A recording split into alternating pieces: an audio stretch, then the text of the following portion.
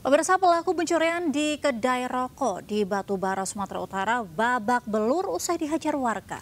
Pelaku nekat mencuri karena butuh dana untuk membayar rumah kontrakannya.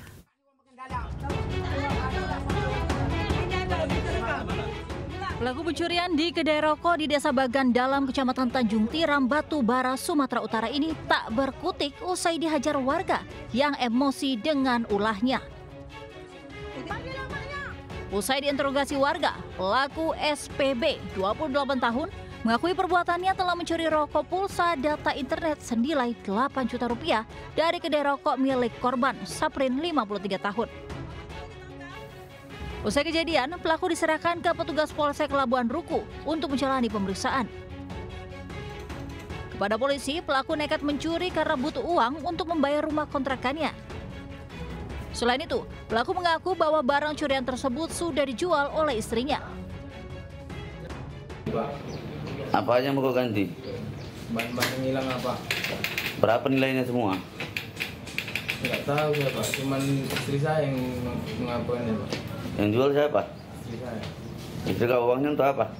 Nyewa rumah Pak. Di kamar mandi korban langsung masuk ke tempat usaha daripada korban dan mengambil barang-barang korban berupa rokok, terus voucher internet, di mana kerugian korban sekitar 8 juta rupiah. Atas perbuatannya, tersangka dijerat pasal 363 dengan ancaman 5 tahun penjara. Dari Batubara, Sumatera Utara, Fadli Pelka, iNews melaporkan. Seorang santri meninggal dunia setelah dianiaya 6 santri senior di salah satu pondok pesantren di Banyuwangi, Jawa Timur. Korban yang baru berusia 14 tahun mengalami pembengkakan dan pendarahan di bagian kepala.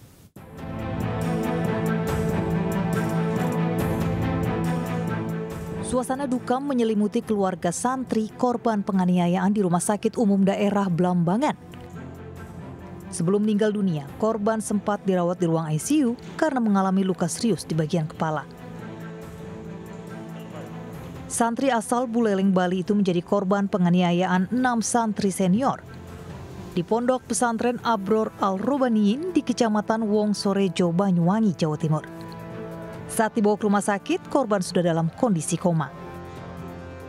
Saat itu ditemukan CT scan adanya pendarahan otak sehingga langsung dilakukan operasi emergensi oleh dokter bedah saraf kami pada tanggal 28 dan masih dilakukan perawatan hingga saat ini, namun kondisinya memang masih kritis karena akibat perlukaan berat pada jaringan otaknya. Polisi pun menetapkan 6 santri senior pelaku penganiayaan sebagai tersangka. Masih dalam proses pemeriksaan, pendalaman, apa yang menjadi motif maupun apakah pihak pesantren mengetahui ataupun bahkan bisa dimintai pertanggungjawaban untuk terjadinya peristiwa itu. Ini masih proses pendalaman lagi. Mereka kini masih menjalani pemeriksaan. Penganiayaan terjadi akhir Desember 2024. 6 santri senior menganiaya korban hingga alami pendarahan di otak dan koma selama 6 hari. Dari Banyuwangi, Jawa Timur, Eris Utomo, iNews melaporkan. Tak terima diputus cinta, seorang pria di Sukabumi, Jawa Barat nekat membakar rumah mantan kekasihnya. Bangunan rumah hangus tak bersisa seperti cinta yang sudah sirna. Pelaku melarikan diri bukan mengejar cinta, tapi takut ditangkap polisi.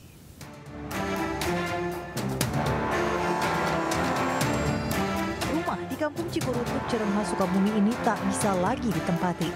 Rumah milik EJ ini dibakar mantan kekasihnya CM saat malam pergantian tahun. Api asmara memicu pelaku nekat membakar rumah mantan kekasihnya setelah diputus cinta. Dengan alat seadanya, warga mencoba memadamkan api yang terus membesar. Sebelum kejadian, warga sempat melihat CM yang bertengkar dengan EJ di depan rumahnya. Korban sempat kirim WA ke istri, ada pengancaman, rumahnya mau dibakar. Oke, saya tidur Pak, setelah tidur jam setengah 11 saya dengar prepet meletok. Kebetulan api sudah rumahnya membesar ya. Ya. yang terbakar di informasi yang didapat. Sesuai dengan pengolahan TKP itu ada kursi yang hangus, dengan arealnya memang di luar rumah. Polisi pun memburu CM yang melarikan diri setelah membakar rumah mantan kekasihnya.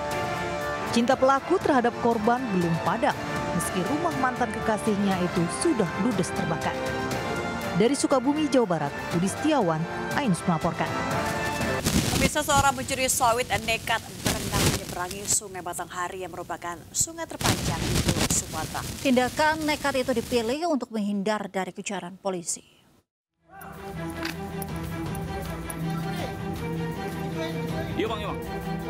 Polisi mencoba mengejar pelaku pencurian buah kelapa sawit di Desa Rukam, Kecamatan Taman Rajo, Muara Jambi. Polisi sempat kehilangan jejak karena pelaku menceburkan diri ke Sungai Batanghari. Pelaku terus berenang menyusuri Sungai Batanghari, merupakan sungai terpanjang di Pulau Sumatera. Sukses menyeberangi Sungai Batanghari yang berarus deras, pelaku bersembunyi di semak-semak di pinggir sungai. Sayangnya tempat persembunyiannya diketahui polisi. Aji adalah salah satu dari 2 pelaku pencurian 85 tandan buah sawit milik salah satu perusahaan perkebunan sawit. Pria 31 tahun itu bersama temannya kerap beraksi di perkebunan sawit.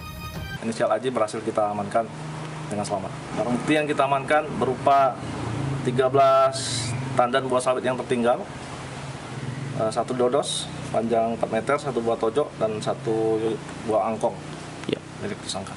Tersangka ini sudah sering melaksanakan aksinya, Pak Kanidi? Sudah sering melaksanakan. Sekitar 2 atau 3 kali. Pelaku berjumlah 2 orang, namun 1 orang masih dalam proses pengejaran. Hingga kini pelaku pencurian sawit ini masih menjalani pemeriksaan di Mapolsek Marosebo. Polisi menjerat pelaku dengan pasal pencurian dengan pemberatan ancaman hukuman 7 tahun pidana penjara. Salah satu pelaku masih dalam buruan polisi. Dari Muara Jambi, Haisun Hafiz, iNews melaporkan. Pemirsa, seorang emak-emak pingsan usai motornya dibegal di flyover tol Pasuruan Probolinggo, wilayah Kabupaten Pasuruan, Jawa Timur. Ya, diduga kuat kawan dan pelaku sudah spesialis dalam aksi pembegalan.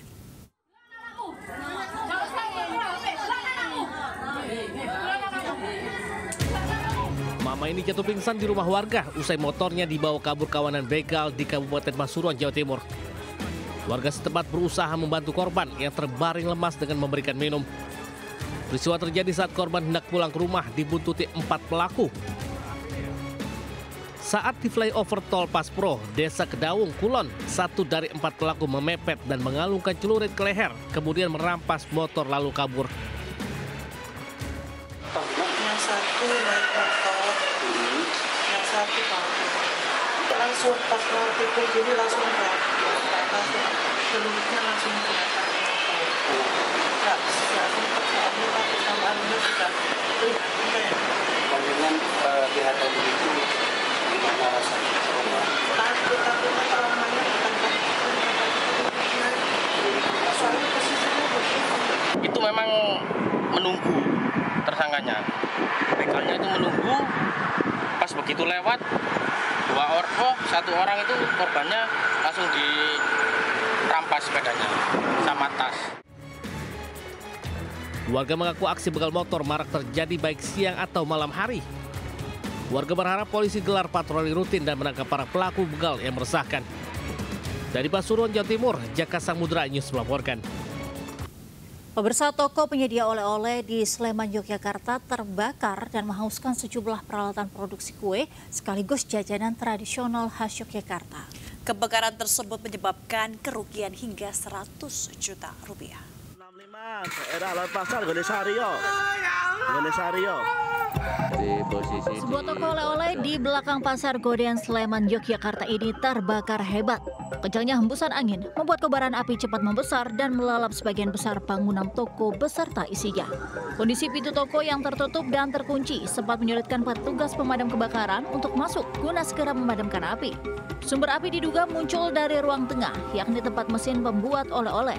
Untuk menjinakkan kobaran api, petugas damkar menerjunkan 4 armada pemadam kebakaran. Kobaran api akhirnya berhasil dipadamkan 45 menit kemudian, sementara belum diketahui penyebab kebakaran tersebut. Tadi untuk yang pihak yang anaknya Bu Sri tadi tidur di atas waktu kejadian, terdengar suara kletik-kletik sama terlihat asap, kemudian mengecek ke bawah dan ternyata api sudah membesar. Kemudian minta tolong ke pemadam. Ya, pemicunya dari apa awalnya? Untuk pemicu kebakaran belum diketahui secara pasti.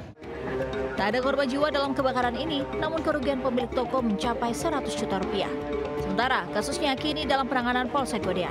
Dari Sleman, Daerah Istimewa Yogyakarta, Heru Trijoko, Ayus melaporkan. Ke informasi lainnya, pemirsa, pemerintah Arab Saudi berencana membatasi usia jemaah haji yang diizinkan berangkat ke Tanah Suci. Arab Saudi akan menetapkan batas usia maksimal jemaah haji yaitu 90 tahun.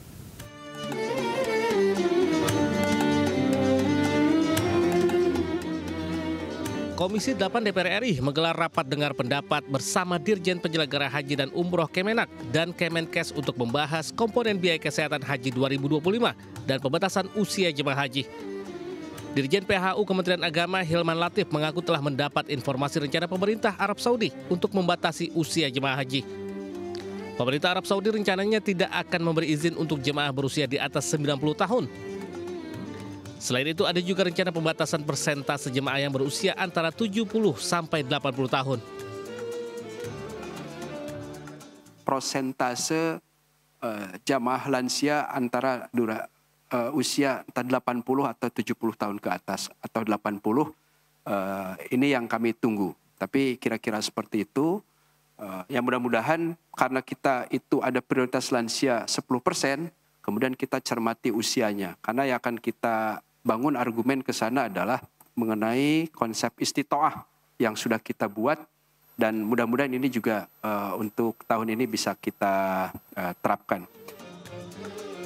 Pemerintah menyatakan bakal memitigasi hal ini karena sejauh ini masih ada jemaah haji Indonesia yang berusia 100 tahun meski jumlahnya tidak banyak. Kloter pertama jemaah calon haji Indonesia 2025 direncanakan berlangsung pada 2 hingga 16 Mei 2025. Dari Jakarta, tim liputan iNews melaporkan. Pemirsa, hingga Sabtu malam, arus lalu lintas di gerbang tol Cikampek Utama terpantau ramai lancar. Ya, sedikitnya 25.000 lebih kendaraan melintas di gerbang tol Cikatama menuju ke arah Jakarta. Pemirsa, kondisi malam hari di gerbang tol Cikampek Utama terpantau ramai lancar. Pada Sabtu sore sekitar pukul 3 hingga 4 sore sempat ada sedikit antrian di gerbang tol Cikampek Utama, namun pada Sabtu malam ini sudah kembali terurai dan arus lalu lintas sudah kembali normal. Dapat kami sampaikan juga bahwa kendaraan yang melintas di gerbang tol Cikatama ini didominasi oleh kendaraan pribadi, bus penumpang dan juga truk angkutan barang. Selain itu, kami mendapat data bahwa sekitar 25.000 lebih kendaraan sudah melintas di gerbang tol Cikatama pada Sabtu malam hari. Belum ada rekayasa lalu lintas seperti kontraflow yang diberlakukan oleh pihak kepolisian maupun jasa marga. Ini berbanding terbalik dengan masa puncak arus balik di momen libur Natal dan Tahun Baru di tanggal 1 hingga 2 Januari 2025 kemarin, di mana pihak kepolisian dan jasa marga ini memberlakukan kontraflow di kilometer 65 hingga kilometer 47 arah ke Jakarta. Selain itu, kami juga dapat menyampaikan bahwa lalu lintas arah kembali ke Jakarta dari arah Cikampek ini pada masa puncak arus balik libur Natal dan Tahun Baru mencapai 86.000 lebih kendaraan yang melintas di gerbang tol Cikampek. Selain itu, himbauan juga disampaikan oleh para pengendara untuk selalu menjaga kesehatan dan juga mengecek kembali kendaraan sebelum berkendara. Selain itu, pengendara dapat memanfaatkan rest area yang ada di sepanjang jalan Cikampek menuju Jakarta. Dari Cikampek, Hamzah Hasibuan, Rizky Solehudin, Eri Nugraha, iNews melaporkan. Pemirsa, pasca liburan Nataru 2024, volume kendaraan yang melintas di Simpang Gadok Bogor mengalami peningkatan. Sebanyak 32.000 kendaraan melintas ke arah puncak di akhir pekan ini. Arus lalu lintas di Simpang Gadok Bogor, Jawa Barat terpantau padat pada Sabtu malam. Petugas kepolisian belum melakukan rekayasa lalu lintas, kendati terjadi kemacetan sekitar 2 km dari Simpang Gadok ke Jalan Raya Puncak Bogor. Mayoritas yang melintas merupakan kendaraan berplat B yang ingin berakhir pekan di puncak. Hingga Sabtu malam, sekitar 32.000 kendaraan naik ke arah puncak. Sementara sekitar 30.000 kendaraan turun dari puncak menuju Gadok. Guna mengurai kemacetan, petugas akan melakukan rekayasa sistem one way yang diberlakukan secara situasional hingga hari Minggu ini.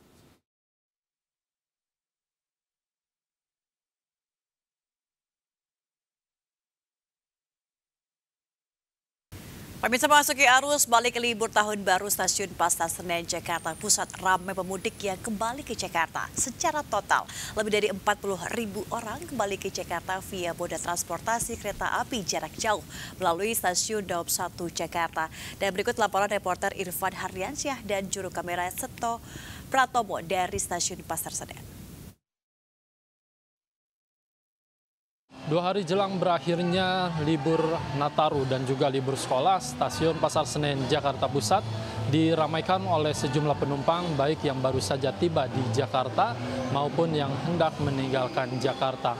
Dan tepat di belakang kami saat ini merupakan area ruang tunggu di mana untuk situasinya ini masih ramai oleh sejumlah penumpang yang memang menunggu jam keberangkatan mereka. Dan dari data yang kami peroleh dari Kepala Humas PT KAI Daup 1 Jakarta, Iksvan Hendri Wintoko menyampaikan bahwa untuk kedatangan pada saat ini mencapai lebih dari 40.000 penumpang dan tentunya angka ini masih bisa terus berubah. Dan untuk jumlah kedatangan penumpang pada saat ini di mana ada peningkatan sebanyak 3.000 penumpang jika dibandingkan dengan hari-hari sebelumnya yang hanya mencapai 37.000 penumpang. Antusias ataupun animo masyarakat yang menggunakan kereta api jarak jauh ini masih terlihat sangat tinggi, di mana untuk penumpang yang akan melakukan keberangkatan pada saat ini mencapai hampir 30.000 penumpang. Dengan rincian yang berangkat dari stasiun Gambir ini lebih dari 9.000 penumpang, sementara untuk yang berangkat di stasiun Senen ini lebih dari 20.000 penumpang. Dari Jakarta, Irfan Hardiansyah, Seto Pratomo, iNews melaporkan. Ya, kita beralih ke informasi seputar wisata nih, Mega dan juga pemirsa. Mungkin bagi kamu atau pemirsa yang ingin menikmati suasana pasir putih layaknya di Hawaii, nggak perlu jauh-jauh karena ada di sekitar Indonesia nih. Betul, dan tepatnya di Jakarta, ada juga tempatnya yaitu di Aloha Pasir Peak 2 Tangerang, Banten. Nah, kira-kira selain pasir putih ada keseruan apa lagi ya di sana? Ini menarik banget nih. Berikut informasinya untuk Anda.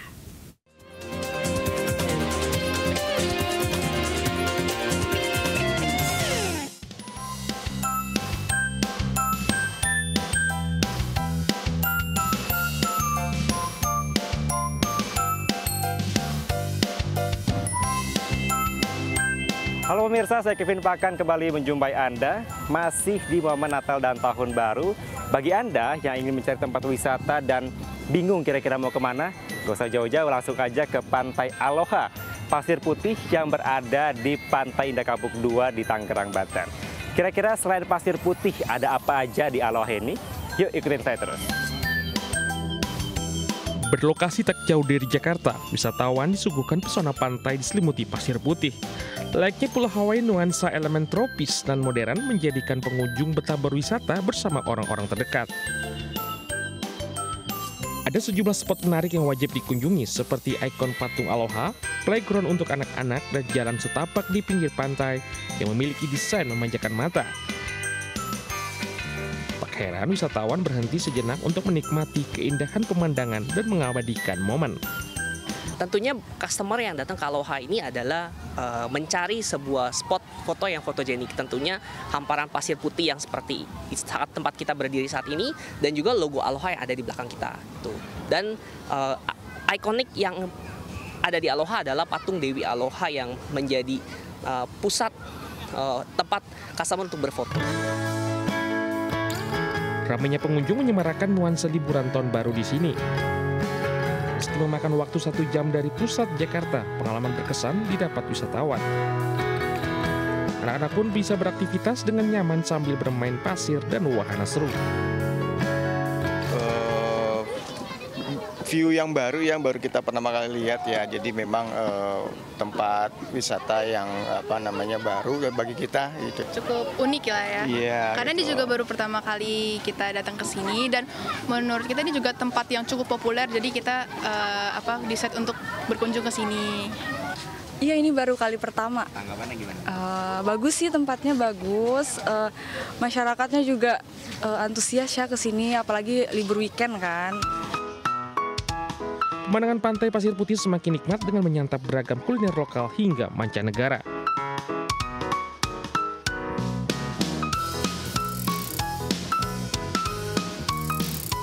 Ya pemirsa, tadi merupakan keseruan saya berkeliling di Aloha Pasir Putih, Tangerang, Banten di PIK 2. Tentunya tempat ini dapat menjadi referensi bagi Anda untuk berwisata, selain menikmati adanya pasir putih dengan view yang sangat luar biasa, dan juga ada spot-spot menarik serta kuliner yang bisa Anda cicipi bersama dengan keluarga tercinta.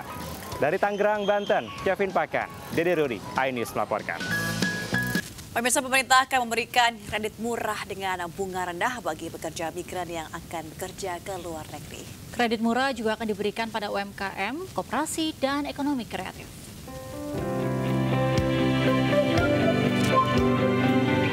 Dalam rapat koordinasi dengan Presiden Prabowo, Menko Bidang Pemberdayaan Masyarakat Muhaimin Iskandar menyatakan pemerintah berencana meningkatkan aksesibilitas untuk pendanaan bagi pengusaha UMKM, koperasi, pelaku ekonomi kreatif hingga pekerja migran.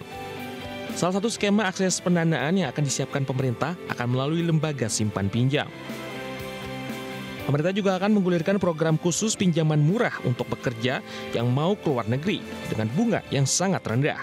Caimin menyatakan pemerintah ingin menambah akses modal dengan bunga rendah kepada pengusaha kecil. Total dana yang disiapkan diperkirakan mencapai 20 triliun rupiah. Beberapa penanganan membuat semacam simpan pinjam atau kredit murah yang diberikan oleh negara pemerintah, baik melalui dana pinjaman bergulir yang ada di Kementerian Koperasi akan ditambah jumlahnya. Kemudian akan dibuat program khusus pinjaman untuk pekerja ke luar negeri. Agenda pemberdayaan ini diharapkan dapat menghapus kemiskinan di Indonesia. Dari Jakarta, Tim Liputan melaporkan. Pemirsa, perang terhadap judi online terus dilakukan secara gencar oleh pemerintah, baik pusat maupun daerah. Kementerian Komunikasi dan Digital terus melakukan kampanye anti judi online dan juga literasi digital, khususnya di daerah yang baru saja dijangkau jaringan internet. Peninjauan akses internet bakti. Sekali lagi, boleh kita berikan sekali. Kampanye anti judi online gencar dilakukan pemerintah pusat, salah satunya melalui kampanye anti judi online dan literasi digital dan Kementerian Komunikasi dan Digital. Menteri Komunikasi dan Digital Mutia Hafid yang didampingi oleh Direktur Bakti dan jajaran Kemenkomdigi menunjungi Madrasah Ibnu Sina di Desa Kidal, Kecamatan Tumpang, Kabupaten Malang, menemui siswa-siswi madrasah, tenaga pengajar, dan juga orang tua siswa-siswi untuk mengampanyekan bahaya judi online Sabtu siang. Kampanye anti judi online ini dilakukan karena di wilayah Madrasah Ibnu Sina baru saja diberikan akses jaringan internet bakti setelah sekian lama di wilayah tersebut tidak dapat dijangkau oleh jaringan sinyal internet. Menteri Komunikasi dan Digital menekankan kepada para tenaga pengajar, orang tua, serta siswa-siswi untuk menggunakan jaringan internet dengan baik dan bijak, tidak untuk hal seperti judi online. Kita pasang di seluruh Indonesia untuk tahun 2024 saja. Jadi ini untuk memeriksa itu dan juga memastikan bahwa ini pemanfaatannya adalah untuk internet yang sehat, gitu ya, untuk internet yang baik, bukan digunakan untuk hal-hal yang tidak baik. Nah, nanti tinggal penegakan hukumnya seperti apa, gitu. Dan yang kita perbanyak juga adalah literasinya, karena kita melihat bahwa pendekatan teknologi saja tidak akan cukup, karena kita berkejar-kejaran dengan mereka yang juga ingin meracuni internet dengan konten-konten negatif. Selain mengunjungi madrasah, Menteri Komunikasi dan Digital pun bertemu dan berkomunikasi dengan komunitas TIK dan pegiat literasi digital untuk secara bersamaan menjalankan gerakan literasi digital kepada masyarakat. Dari Kabupaten Malang, Jawa Timur, Stephen Patinama, iNews melaporkan. Pemirsa, harga cabai di pasaran kembali melonjak tajam hingga menyentuh angka Rp150.000 per kilogram. Ya, kenaikan ini membuat masyarakat resah, terutama para pembeli yang mengeluhkan semakin sulitnya memenuhi kebutuhan pokok.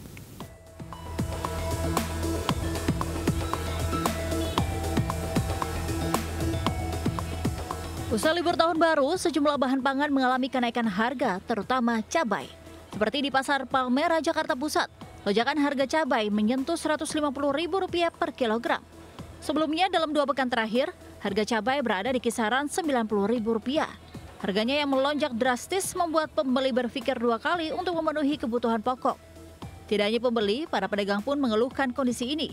Lantaran stok cabai dari pemasok semakin berkurang, berdampak pada kenaikan harga yang signifikan. Cabai naik, semua sih sayuran lagi pada naik ya. Cuman ini cabai gila banget, saya kan jualan ya. Ampun dah. Yang lagi berasa cabai ya? Berapa tuh, Bu? Kemarin saya beli 90.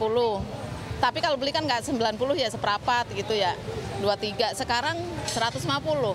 Kemarin 100, sekarang 130 rawit merah. Naiknya cukup tinggi mulai hari ini ya? Iya.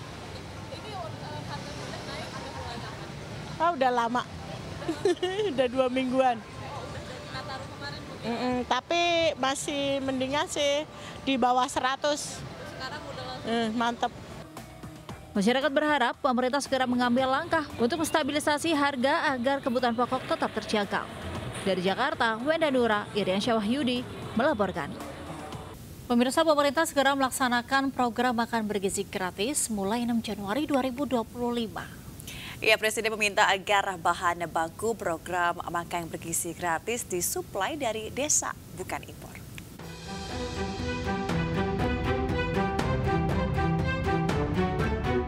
Pemerintah mulai melaksanakan program makan bergizi gratis pada 6 Januari 2025 esok.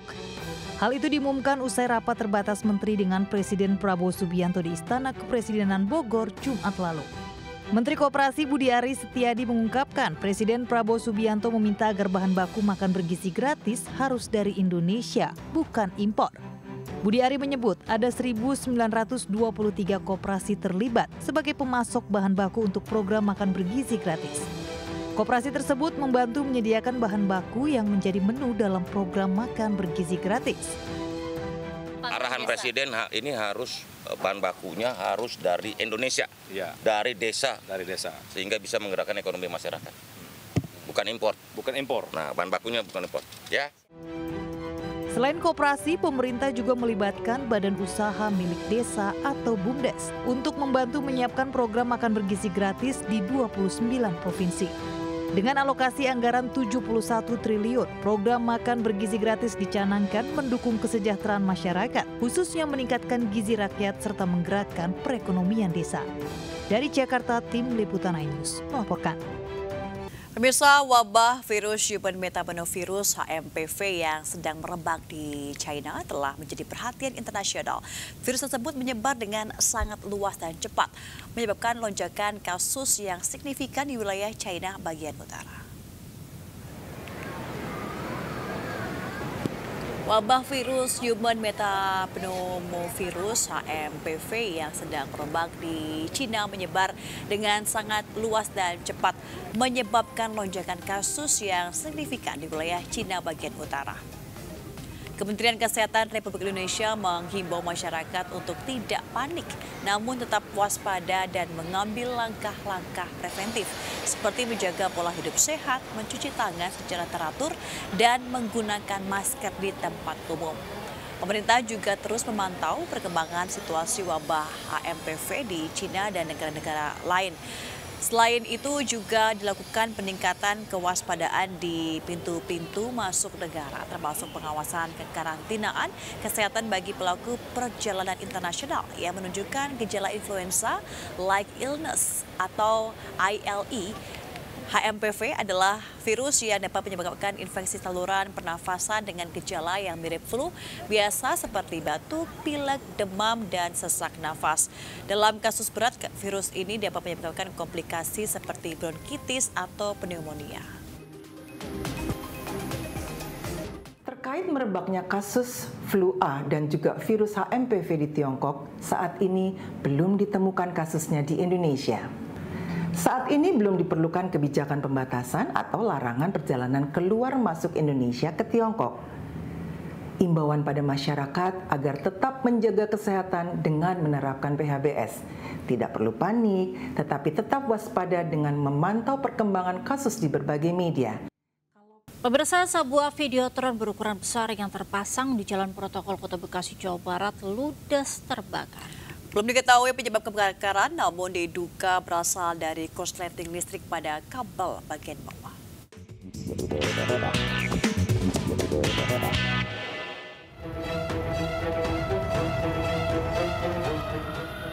Kobaran api ini tiba-tiba langsung membesar dan menghanguskan sebuah videotron berukuran besar milik pemerintah Kota Bekasi yang terpasang di Jalan Jenderal Ahmad Yani, Bekasi Selatan, Kota Bekasi, Jawa Barat. Besarnya kobaran api mengeluarkan percikan api ke jalan sehingga sangat membahayakan pengendara yang melintas. Bahkan sempat terdengar 4 kali ledakan dari bawah tiang videotron. Petugas damkar Kota Bekasi yang mendapat laporan mengerahkan 2 unit mobil pemadam ke lokasi kebakaran. Diduga api berasal dari korsleting listrik pada kabel bagian bawah hingga merembet ke atas hingga meludeskan seluruh videotron. Begitu besar, emang pas saya nyampe sana itu kan posisi api masih di bawah di dasar tanah, karena di bawahnya itu kan banyak listrik lah gitu, aliran banyak kabel. Nah pas saya nyampe sana mau videoin gitu kan, nah ternyata si api ini ngerembet sampai atas ke baleho. Tadi kita terima laporan jam 21.24 kurang lebih, dengan respon time kurang lebih 15 menit, meluncur 2 unit, satu unit dari sektor Bekasi Selatan, 1 unit dari sektor Rawalumbu. Ini penyebabnya apa Bang? Dugaan sementara sih korsleting listrik. Tidak ada korban jiwa ataupun luka akibat kebakaran tersebut. Kasusnya kini ditangani petugas Polsek Bekasi Selatan dan Polres Metro Bekasi Kota. Dari Bekasi, Jawa Barat, Rahmat Hidayat melaporkan. Pemirsa, dengan membawa alat tampung seadanya, ratusan warga berbondong-bondong mendatangi lokasi tumpahan minyak goreng mentah di area KBN Marunda Cilincing, Jakarta Utara. Tumpahan minyak diduga berasal dari salah satu truk tangki yang melintas di kawasan tersebut.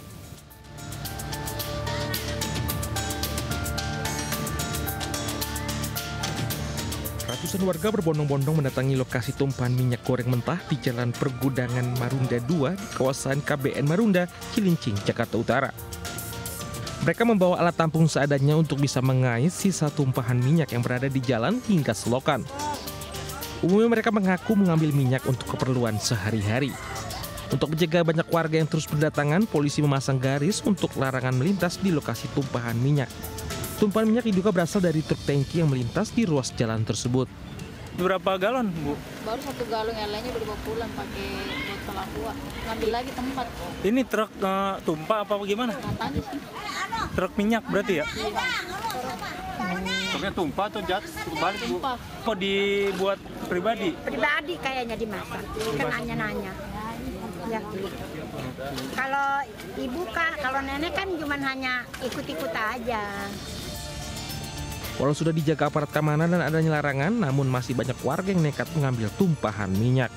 Hingga saat ini belum ada pihak terkait yang bertanggung jawab terkait tumpahan minyak tersebut. Dari Jakarta, Rizky Falupi, iNews melaporkan.